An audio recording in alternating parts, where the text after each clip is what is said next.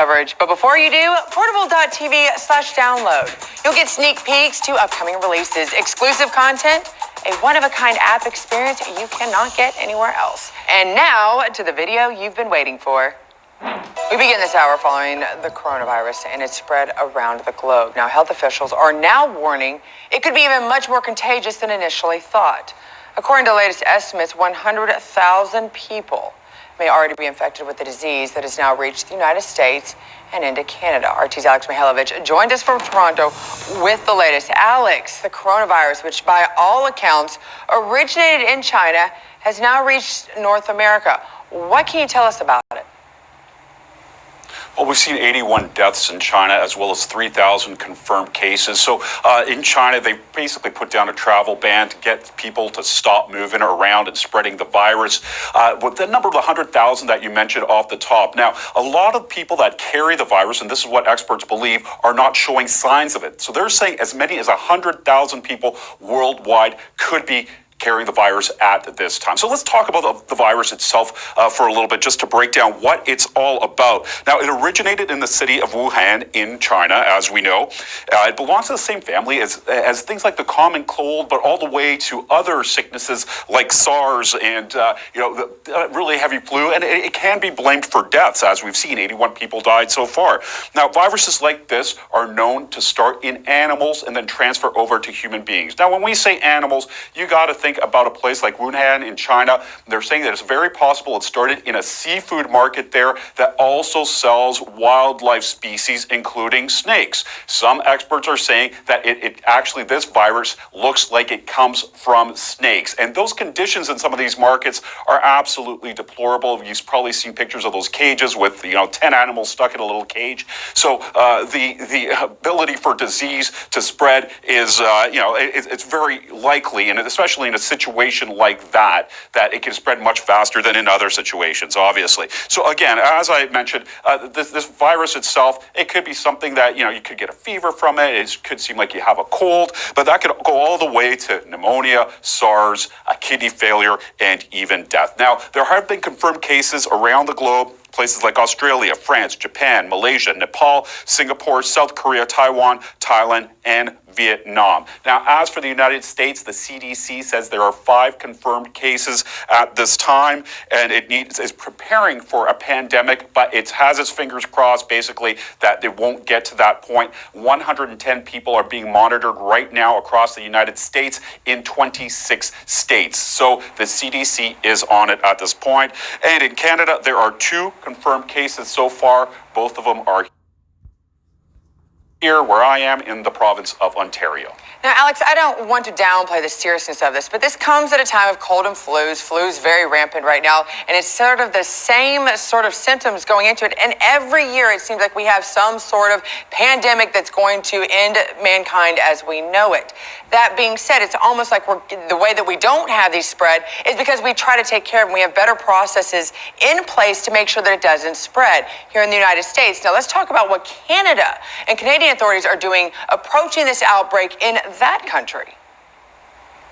It's very interesting that you mentioned the flu. And in Canada, thousands of people annually die from the flu. So how severe is this going to be, this coronavirus? Nobody really knows at this point because, you can't really gauge when something is so new. So how is Canada approaching this? Well, we had SARS here, if you remember back in the day. The Toronto, basically, health system is ready for something like that. The Canadian health system is much more prepared than it was in the past because of these type of viruses coming to our shores in the past. So look, when you break it down, so far 21 cases have been looked into. 15 have already turned up negative for coronavirus here in Canada. The 2 confirmed cases are in Toronto, a husband and wife. The husband was in China. He was on a plane from Guangzhou that came here to Toronto, and he's in hospital right now. As for his wife, she's basically at home, and our ministry of health is saying that she's not moving anywhere. So it's unlikely that their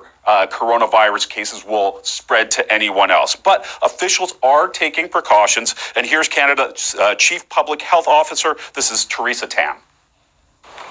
Based on the latest information, the patient had symptoms on the plane. Therefore, the Public Health Agency of Canada is assisting Ontario health authorities with plain contact tracing. The agency's National Microbiology Laboratory has developed the diagnostic test for the novel coronavirus and has been collaborating with provincial laboratories to expand testing capacity. Now, you've probably seen people with surgical masks walking around. I've talked to doctors about this, and they say those masks really have no effect. What can you do to help yourself and to avoid this virus? Very simple, basic hygiene techniques. Wash your hands with soap. If you're coughing, sneezing, cover your mouth. This is the way that we stop the spread of the virus. And also, we're hearing from the World Health Organization, they're saying don't touch or come into contact with any animals. I know, Scotty, for you and me, that's going to be difficult since we're dog lovers. But, you know, at this point, you have to do everything you can to kind of slow this virus down and wash your hands. That's the big one. Well, and coronavirus or no coronavirus, you need to be doing that anyways, because there's a lot of other viruses, as you mentioned, that have taken so far a lot more lives. And we just need to do that for good health anyways. Alex, thank you for continuing to follow this story. All right, Shalom. We are the Hebrew Israelites. I want to give all praises to Yahweh, Bashem, Yahushai, Bashem, Rakakadash. Double honors to the apostle of the great millstone, the rule and teachable, and Shalom to the hopeful elect. All right, I have a couple scriptures just on this topic of the outbreak of the coronavirus. As you can see, Esau's world, his kingdom, is coming to an end. You know, World War III, and you have these viruses and all these earthquakes and disasters. Everything's these are the last moments for the so-called white man known as Esau. But let me get into it. 2nd Ezra 6 and 9. For Esau, known as the so-called white man, is the end of the world, and Jacob, known as the Israelites, is the beginning of it that followeth. All right, let me read it one more time. For Esau is the end of the world, and Jacob is the beginning of it that followeth. All right, let me get into some scriptures here. One sec. Where is it? Exodus 9 and 15. For now I will stretch out my hand, that I may smite thee and thy people with pestilence, and thou shalt be cut off from the earth. I want to get into that word pestilence. Sorry, I'll go on computer here. Pestilence is a fatal epidemic disease, plague. You know, so right there, it's a disease, and it's spreading right now. It's all a part of Esau's plan to depopulate the world, depopulate the human population. I think it's on the Georgia Guidestones. I think I forgot how much number it was again. Let me get into that actually.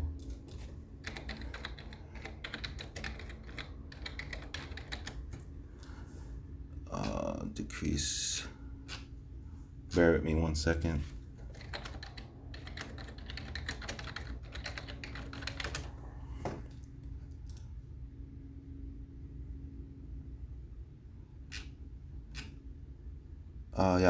Maintain humanity under 500 million, I think it is. But yeah, the internet's kind of slow. But let me get into a couple more scriptures. Ezekiel 5 and 17. So I will send upon you a famine, an evil beast, and they shall burden thee, and pestilence and blood shall pass through thee, and I will bring the sword upon thee. I, Yahweh, have spoken it. So this is all prophecy right before your eyes. You know, the destruction of this white man's kingdom, so-called white man's kingdom, known as Esau, is coming. Like I said, coming to a close, and Esau is trying his best to do as much destruction as possible. Let me see about another one here. Matthew 24 and 7. For nation shall rise against nation, and kingdom against kingdom. That's what you're seeing right now. A lot of like America and Iran, Russia, all these different countries are going against one another. You know, preparing for the Armageddon, known as World War III. And there shall be famines and pestilence and earthquakes in diverse places. So, you know, this is serious. This is one of Esau's ways, you know, to like I said, to maintain the population, to kill off a lot of people. You know, and it's a man-made virus. It's not, you know, it's nothing new. He's the devil. He's the devil on earth, and he'll always be the devil. Let me see if I get one more scripture here. Luke 21:11. And great earthquakes shall be in divers places, and famines, and pestilence, and fearful sights, and great signs shall there be from heaven. So this right here is this is a sign. You know, this is a sign that the end is coming. His rulership is ending. So yeah, I didn't want to make it too long, but hope the video was edifying, and shalom till next time.